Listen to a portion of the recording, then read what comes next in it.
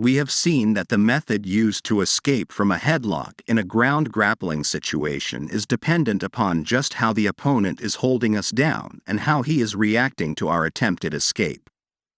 The previous escape is used when the opponent has his head down but has his rear leg back, allowing us to throw our leg in as a hook to lever us toward his back and escape.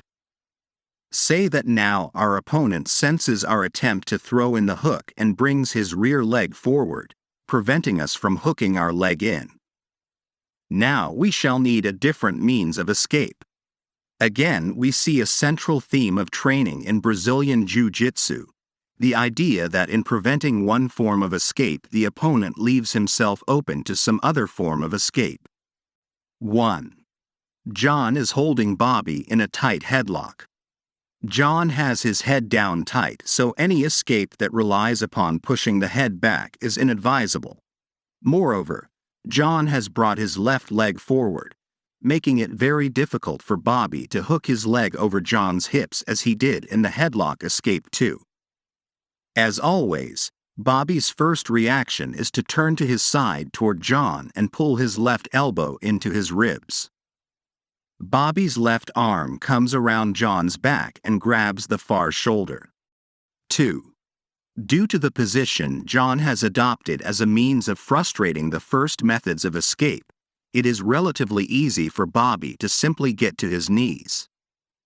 This is made easier by ensuring that the elbow closest to your opponent is tight to your ribs and by pulling yourself up with the arm around your opponent's back. 3. Bobby has now gotten to his knees. John is still holding on to the headlock. 4. Bobby puts out his right arm as a brace and shuffles away from John on his knees. If John were to let go of the headlock at point, Bobby would go straight to his back and look to finish with a choke. However, John is persisting with the headlock. 5.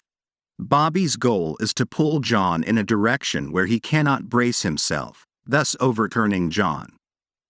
He does this by pulling with the arm that is around John's back and pushing off with the hand that is posted on the floor. Note that Bobby extends his left leg. This is a crucial part of the move. It takes John in a direction where he cannot resist going over. 6. At this point, Bobby looks upward to the ceiling and turns his entire body to his left, easily taking John backward. Bobby is pushing with his right arm, pulling with his left. 7.